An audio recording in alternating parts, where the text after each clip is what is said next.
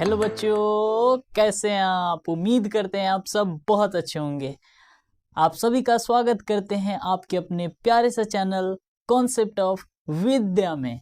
आज मैं आपके लिए रिफ्लेक्शन, एक टॉपिक जो कि बहुत इंपॉर्टेंट टॉपिक है क्लास 10th एग्जाम के लिए, क्लास 10th बोर्ड एग्जाम के लिए।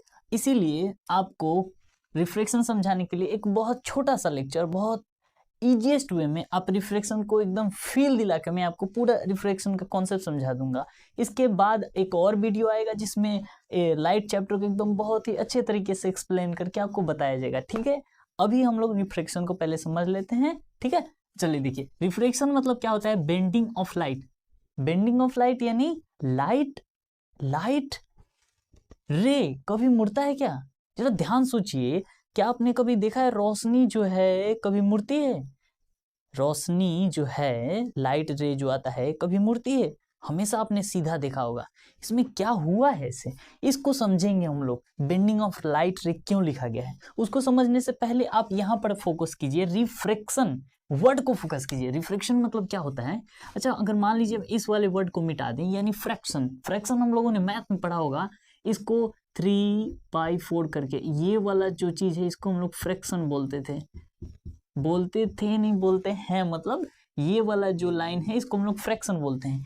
क्या कुछ इससे कुछ रिलेशन बन रहा है क्या? हाँ, थोड़ा सा रिलेशन तो बन रहा है मेरे दोस्त। ये फ्रैक्शन जो बाई के नाम से, ओपन के नाम से जाना जाता है, वही चीज इस फिजिक्स में आके सरफेस के नाम से जाना जाएगा। लाइट उस पर टकराएगा, फिर उस पर बेंड करेगा। कैसे बेंड करेगा अभी जानते हैं। देखिए, सबसे पहला, बेंडिंग ऑफ लाइट रे its surface when medium changes.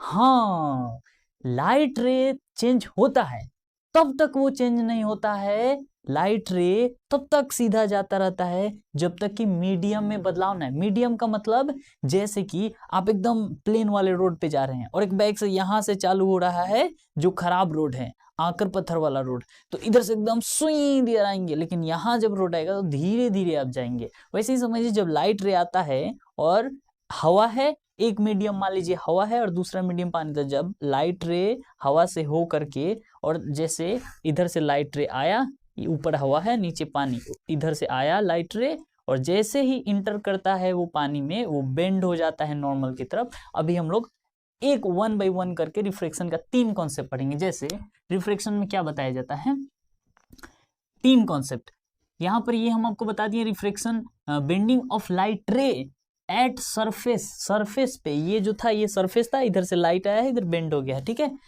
Surface पे जब मीडियम चेंज होता है, सबसे इंपॉर्टेंट बात है, रिफ्रैक्शन तभी होता है जब मीडियम चेंज होता है। अब देखिए यहाँ पर पहला, इसमें क्या होता है, 3 पार्ट में डिवाइड किया गया रिफ्रैक्शन को। रिफ्रैक्शन को समझने के लिए कब कब रिफ्रैक्शन हो सकता है, ये है सबसे पहला, जब लाइट रे रेयरर से डेंसर मीडियम जाता है। रेयरर से डेंसर, जैसे कि देखिए, ये एक सरफेस है, ये सरफेस है, और ये लाइट गिरा, ये इंसिडेंट रे है, ये जो लाइट आ रहा है वो इंसिडेंट रे है। ठीक है, और ये इंसिडेंट रे जैसे ही इस सरफेस को क्रॉस किया, पता चला कि वो सीधे ना जा करके वो इधर साइड मुड़ गया। किधर साइड मुड़ गया?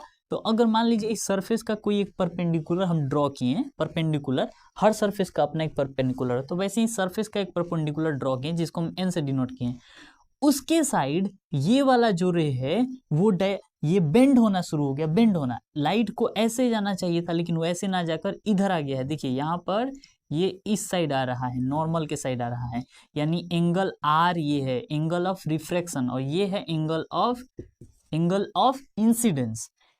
अब आपको पूछा जाएगा, जब भी ऊपर कौन सा मीडियम है, रेयरर, नीचे कौन सा मीडियम है, वाटर, एयर रेयरर मीडियम है, रेयर यानी खाली, उसके मॉलिक्यूल्स दूर दूर है। वाटर जो है डेंसर मीडियम है कंपैरिजन टू एयर। अब यहाँ पर देखिए, नोट करने वाली बात क्या है, ये वाला जो रे है उसको रिफ्लेक्टेड बोलते हैं और जो गिर रहा है उसको इंसिडेंट रे। ठीक है, यहाँ पर नोट करने वाली बात ये याद रखना है कि जब भी लाइट रेयरर से डेंसर में जाती है तब light bend towards normal, light जो है नॉर्मल की तरफ बेंड होती है। लाइट जो है नॉर्मल की तरफ ऐसी आएगी लाइट, ऐसे जैसे मान लीजिए ऐसे आएगी लाइट, और इस साइड यहाँ से एक परपेंडिकुलर ड्रॉ कीजिए, ऐसे जाएगी लाइट इधर यहाँ से, और इस साइड मुड़ेगी लाइट। ठीक है, यहाँ पर जरा ध्यान से देखिए। अब दूसरा केस क्या है? दूसरा केस देखिए, डेंसर से रेयर।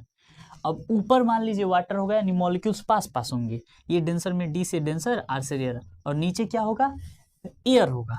अब इसमें क्या होगा, इंसिडेंट रे हम सरफेस पे गिराएं, सरफेस पे गिरने के बाद क्या हुआ, ये नॉर्मल से दूर चली गई, नॉर्मल से दूर भाग रही है। यानी जब भी कोई लाइट डेंसर से रेयरर मीडियम में जाता है यानी वो नॉर्मल से दूर भागता है। नोट करने वाली बात क्या है इसमें कि light bend away from normal when it passes from denser to rarer medium. जब लाइट डेंसर से रेयरर मीडियम में जाती है तब नॉर्मल की तरफ वो लाइट नॉर्मल से दूर भागती है, सॉरी नॉर्मल से दूर भागती है। ठीक है, यहाँ नॉर्मल है ये, इसे लाइट दूर भाग रही है, ये है एंगल ऑफ रिफ्रैक्शन, ये है एंगल ऑफ इंसिडेंस, और ये वाले रे को बोलेंगे रिफ्लेक्टेड रे, इधर वाले रे को बोलेंगे इंसिडेंट रे। ठीक है, तीसरा केस में आते हैं हम लोग। इतना तक समझ में आया, आशा करता हूँ आपको सारा क्लियर हो गया होगा कंसेप्ट। तीसरा में है थ्रू नॉर्मल।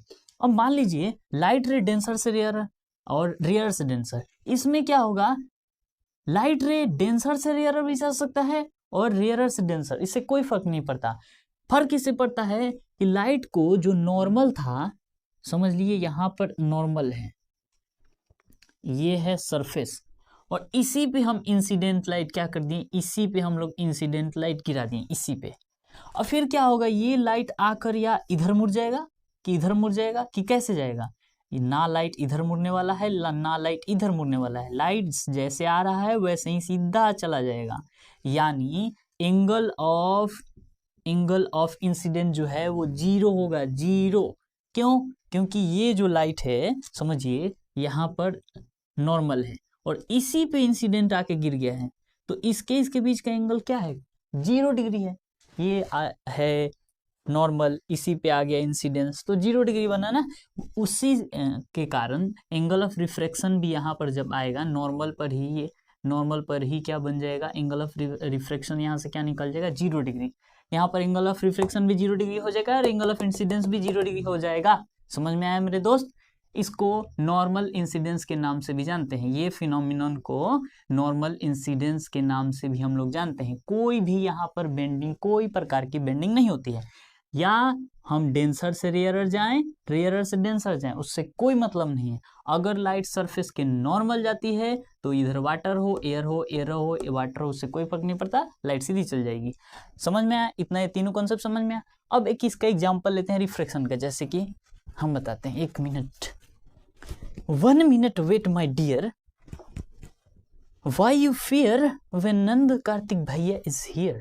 देखिए यहाँ पर है रिफ्रैक्शन के एग्जांपल, जैसे कि मान लीजिए एक हम प्रिज्म लेते हैं, क्या लेते हैं, प्रिज्म, ये है प्रिज्म।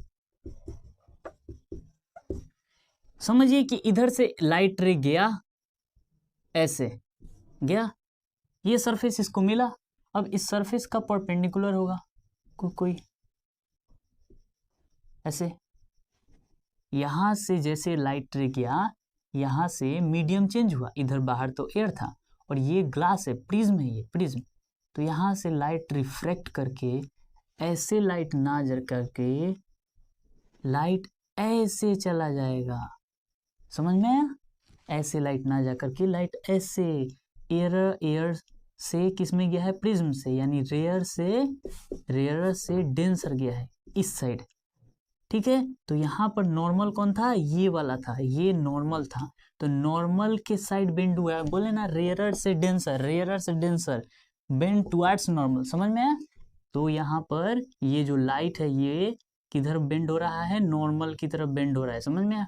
अब यहाँ से बारी है कि डेंसर से रेयरर मीडियम, अब जैसे ही यहाँ से लाइट निकलेगा तो कुछ इस प्रकार निकलेगा, यानी यहाँ पर भी एक नॉर्मल होगा, यहाँ ये नॉर्मल है। अब यहाँ पर क्या होगा, डेंसर से रेयरर में क्या होता है, light bent away from normal, यहाँ से दूर भागेगा, यहाँ से ये है एंगल ऑफ रिफ्रैक्शन और यहाँ से ये है एंगल ऑफ इंसिडेंस। समझ में आया? ये रिफ्रैक्शन का एक एग्जाम्पल था जिससे हम लोग समझ सकते हैं कि कैसे लाइट बेंड होती है जब रेयर से डेंसर जाती है या डेंसर से रेयर जाती है। आशा करते हैं अब ये पूरा कॉन्सेप्ट रिफ्रैक्शन का क्लियर हुआ हो। चैप्टर को या कोई भी मैथ साइंस को लेकर के अगर किसी भी चैप्टर में आपको दिक्कत हो रही है तो प्लीज़ कमेंट आपके लिए खुला है, आप उसमें भर के कमेंट कीजिए कि हमको ये चैप्टर में प्रॉब्लम है, मैं ज़रूर उस पर वीडियो बनाऊंगा। आशा करता हूँ आप सब अच्छे होंगे, अपना पढ़ाई कर रहे होंगे। आज के लिए इतना ही। मिलते हैं आपसे अगली वीडियो में, तब तक के लिए खुश रहिए, मस्त रहिए। राधे राधे।